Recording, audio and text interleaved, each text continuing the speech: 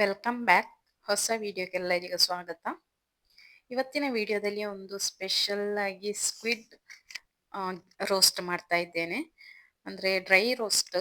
ಅಂದ್ರೆ ಡ್ರೈ ಅಂತ ಹೇಳಿದ್ರೆ ಆಯಿಲ್ ಡೀಪ್ ಆಯಿಲ್ ಫ್ರೈ ಅಲ್ಲಿ ಅಲ್ಲ. ನಾನು ಚಿಲ್ಲಿ ಪೌಡರ್ ಎಲ್ಲ ಹಾಕಿ ಒಂದು ಸ್ವಲ್ಪ ಮಸಾಲೆ ತರ ಮಾಡ್ತಾ ಇರುವಂತದ್ದು. ಅಂದ್ರೆ ನೀವು ಲಂಚಿಗೆ ಡಿನ್ನರಿಗೆಲ್ಲ ಯೂಸ್ ಮಾಡಬಹುದು. ಸೊ ಅದಕ್ಕಾಗಿ ನಾನು ಈಗ ಸ್ಕ್ವಿಡ್ ಅನ್ನ ಈ ರೀತಿ ರೌಂಡ್ ರೌಂಡ್ ಆಗಿ ಕಟ್ ಮಾಡಿ ವಾಶ್ ಮಾಡಿ ಇಟ್ಟಿದ್ದೇನೆ. ಇದನ್ನ ನಿಮಗೆ ಒಂದು ಟಿಪ್ಸ್ ಹೇಳ್ತೇನೆ. ಇದು ಹೆಚ್ಚು ಬೇಯಿಸಿದಷ್ಟು ನಮಗೆ ಹಾರ್ಡ್ ಆಗುದು. ಸೊ ನಾವು ಮೀಡಿಯಂ ಒಂದು ಕುಕ್ಕರ್ ಅಲ್ಲಿ ಎಲ್ಲ ಬೇಯಿಸುವಂತ ಅವಶ್ಯಕತೆ ಇಲ್ಲ. ನಾವು ಫ್ರೈ ಅಲ್ಲಿ ನಾವು ಈಗ ಏನು ಮಸಾಲೆ ಮಾಡ್ತೇವೆ ಅದರಲ್ಲಿ ಬೆಂದ್ರೆ ಸಾಕಾಗ್ತದೆ. ನಾವು ಕುಕ್ಕರ್ ಅಲ್ಲಿ ಬೇಯಿಸಿದಷ್ಟು ಇದು ಹಾರ್ಡ್ ಆಗಿಕೊಂಡು ಹೋಗುವಂತದ್ದು. ಸೊ ನಾನು ಅದಕ್ಕಾಗಿ ಒಂದು ಬಾಣಲೆಯಲ್ಲಿ ಇಟ್ಟಿದ್ದೇನೆ, ಫ್ರೈ ಪ್ಯಾನ್ ಅಲ್ಲಿ. ಈಗ ಇದರಲ್ಲಿ ನಾನು ಸ್ವಲ್ಪ 1 ಟೇಬಲ್ ಸ್ಪೂನ್ ಅಷ್ಟು ಆಯಿಲ್ ಹಾಕಿದ್ದೇನೆ. ಮತ್ತೆ ಅದಕ್ಕೆ ಕಾಯಿ ಮೆಣಸು ಕಟ್ ಮಾಡಿ ಹಾಕಿದ್ದೇನೆ. ಮತ್ತೆ ಆನಿಯನ್ ಹಾಕ್ತೇನೆ. ಎಲ್ಲ ಕೂಡ ಒಟ್ಟಿಗೆ ಫ್ರೈ ಮಾಡ್ತೇನೆ, ಆನಿಯನ್ ಟೊಮೆಟೊ ಎಲ್ಲ ಹಾಕಿ. ಮತ್ತೆ ಇದು ಫಿಶ್ ಅಲ್ಲಿ ಇರುವ ಹಾಗೆ ಇದರಲ್ಲಿ ಒಮೆಗಾ 3 ವಿಟಮಿನ್ಸ್, ಕ್ಯಾಲ್ಸಿಯಂ ಎಲ್ಲ ಕೂಡ ಉಂಟು. ಅಂದ್ರೆ ಫಿಶ್ ಅದು ಯಾವುದೆಲ್ಲ ನಮಗೆ ವಿಟಮಿನ್ಸ್ ಪ್ರೋಟೀನ್ಸ್ ಎಲ್ಲ ಸಿಗ್ತದೆ ಅದೆಲ್ಲ ಎಲ್ಲಾ ಫಿಶ್ ಅಲ್ಲಿ ಕೂಡ ಸೇಮ್ ಇರ್ತದೆ. ಮತ್ತೆ ಕೆಲವರು ಇದು ಹೀಟ್ ಅಂದ್ರೆ ತುಂಬಾ ಒಳ್ಳೇದಲ್ಲ ಬಾಡಿಗೆ. ಅಂದ್ರೆ ಕೆಲವರಿಗೆಲ್ಲ ಸೊಂಟ ನೋವೆಲ್ಲ ಇದ್ದವರಿಗೆ, ಬ್ಯಾಕ್ ಪೇನ್ ಎಲ್ಲ ಇದ್ದವರಿಗೆ ಇದು ಸ್ವಲ್ಪ ಜಾಸ್ತಿ ಆಗುತ್ತೆ ಅಂತೆಲ್ಲ ಹೇಳ್ತಾರೆ. ಸೊ ಅಂದ್ರೆ ಇದು ಹೀಗೆ ಜನರು ಹೇಳುವಂತದ್ದು, ಬಟ್ ಇದು ಹೀಟ್ ಅಂತೆಲ್ಲ ಜನರೇ ಹೇಳುವಂತದ್ದು. ಬಟ್ ನಮಗೆ ಇದರಲ್ಲಿ ಎಲ್ಲ ಫಿಶ್ ಅಲ್ಲಿ ಇರುವ ಹಾಗೆ ಇದರಲ್ಲಿ ಕೂಡ ಇರುವಂತದ್ದು.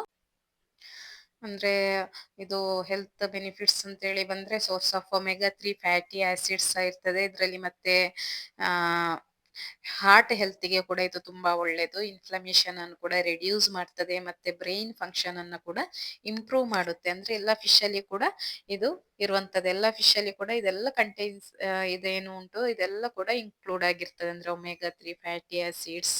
ಮತ್ತೆ ಅದು ಹೆಚ್ಚಿನದು ಕೂಡ ಇನ್ಫ್ಲಮೇಷನ್ ಅನ್ನ ರಿಡ್ಯೂಸ್ ಮಾಡುವಂತದ್ದೇ ಇರುವಂತದ್ದು. ಮತ್ತೆ ಆನಿಯನ್ ಟೊಮೆಟೊ ಇದು ಸ್ವಲ್ಪ ಸಾಫ್ಟ್ ಆಗುವಾಗ ಟೇಸ್ಟಿಗೆ ಎಷ್ಟು ಬೇಕು ಅಷ್ಟು ಸಾಲ್ಟ್ ಅನ್ನ ಸೇರಿಸಿ. ವೆರಿ ಸಿಂಪಲ್ ಇದು. ಇದರಲ್ಲಿ ಏನು ವಿಶೇಷವಾದಂತಹ ಏನು ಕೂಡ ಆಡ್ ಮಾಡ್ಲಿಕ್ಕೆ ಮತ್ತೆ ಇದು ವಿಡಿಯೋದಲ್ಲಿ ತೋರಿಸುವಂತ ರೆಸಿಪಿ ಏನಲ್ಲ. ಬಟ್ ಹೆಚ್ಚಿನ ಬಿಗಿನರ್ಸ್ ಕೂಡ ನನ್ನ ವಿಡಿಯೋನ ನೋಡ್ತಾ ಇರ್ತಾರೆ. ಸೊ ಅದಕ್ಕೋಸ್ಕರ ನಾನು ವೆರಿ ಸಿಂಪಲ್ ಈಸಿಯನ್ನ ಹಾಕ್ತಾ ಇರುವಂತದ್ದು.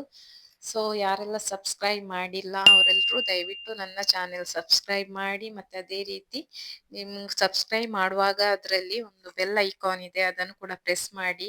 ಅದರಲ್ಲಿ ಆಲ್ ಅಂತ ಸೆಲೆಕ್ಟ್ ಮಾಡಿ. ಆದ್ರೆ ಮಾತ್ರ ನಾನು ಹಾಕಿರುವಂತ ವಿಡಿಯೋಸ್ ನಿಮಗೆ ನೋಟಿಫಿಕೇಶನ್ ಅಲ್ಲಿ ಬರುವಂತದ್ದು. ಸೊ ಇದು ಸಾಲ್ಟ್ ಹಾಕಿದ್ರೆ ಬೇಗ ಸಾಫ್ಟ್ ಆಗ್ತದೆ. ಈಗ ಸಾಫ್ಟ್ ಆಗಿದೆ. ಮತ್ತೆ ಯಾವಾಗ್ಲೂ ಹೇಳುವ ಹಾಗೆ ನನ್ನ ಹೆಚ್ಚಿನ ವ್ಯೂವರ್ಸ್ ಸಬ್ಸ್ಕ್ರೈಬ್ ಮಾಡದೆ ನೋಡ್ತಾ ಇದ್ದೀರಾ, ದಯವಿಟ್ಟು ಸಬ್ಸ್ಕ್ರೈಬ್ ಮಾಡಿ ನೋಡಿ. ಯಾಕೆಂತ ಹೇಳಿದ್ರೆ ಇದು ಯೂಟ್ಯೂಬ್ ಏನು ರೆಕಮೆಂಡ್ ಮಾಡುತ್ತೆ, ನೀವು ಸಬ್ಸ್ಕ್ರೈಬ್ ಮಾಡಿದ್ರೆ ಮಾತ್ರ ವಿಡಿಯೋಸ್ ಅನ್ನ ರೆಕಮೆಂಡ್ ಮಾಡುವಂತದ್ದು. ಮತ್ತೆ ಒಂದು ಲೈಕ್ ಕೊಡ್ಲಿಕ್ಕೆ ಕೂಡ ಮರಿಬೇಡಿ. ಸೊ ಅದಕ್ಕೋಸ್ಕರ ಮಾತ್ರ. ಮತ್ತೆ ಈಗ ನೋಡಿ ನಾನು ಇದು ಮಸಾಲೆ ಅಂತ ಹೇಳಿದ್ರೆ ಇದು ಕೊತ್ತಂಬರಿ, ಮೆಣಸು, ಹುಳಿ ಸ್ವಲ್ಪ ಹೆಚ್ಚೆ ಹಾಕ್ಬೇಕು. ಮತ್ತೆ ಬೆಳ್ಳುಳ್ಳಿ ಮತ್ತೆ ಶುಂಠಿ ಇಷ್ಟು ಹಾಕಿ ಕಡ್ದಿಟ್ಟಂತಹ ಮಸಾಲೆ. ಇದನ್ನ ನಾನೊಂದು 3 ಟೇಬಲ್ ಸ್ಪೂನ್ ಅಷ್ಟು ಹಾಕಿದ್ದೇನೆ. ಮತ್ತೆ ನಾನು 1 ಟೇಬಲ್ ಸ್ಪೂನ್ ಅಷ್ಟು ಚಿಲ್ಲಿ ಸಾಸ್ ಹಾಕಿದ್ದೇನೆ. ಮತ್ತೆ 1 ಟೇಬಲ್ ಸ್ಪೂನ್ ಅಷ್ಟು ಟೊಮೆಟೊ ಸಾಸ್ ಹಾಕಿದ್ದೇನೆ.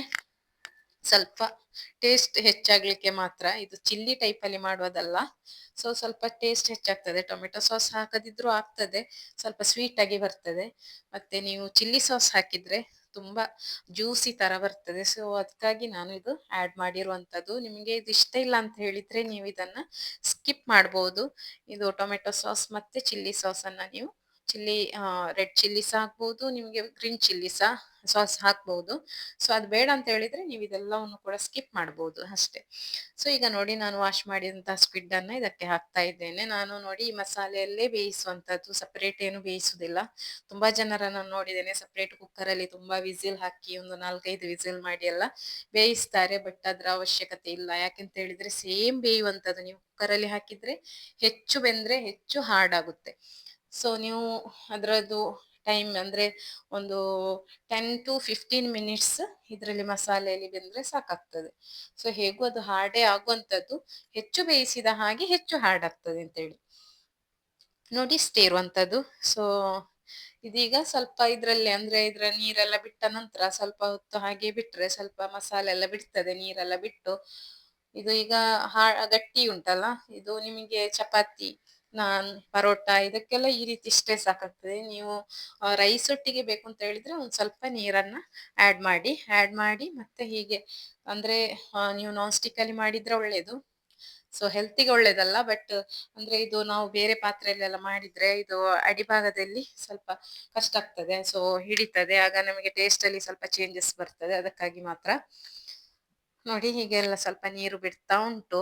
ಅಂದ್ರೆ ಇದರಲ್ಲಿ ಸ್ಕ್ವಿಡ್ ಅಲ್ಲಿ ಕೂಡ ಸ್ವಲ್ಪ ನೀರ್ ಇರ್ತದೆ, ಅಂದ್ರೆ ಎಲ್ಲ ನೀರು ಹೋಗಿರೋದಿಲ್ಲ.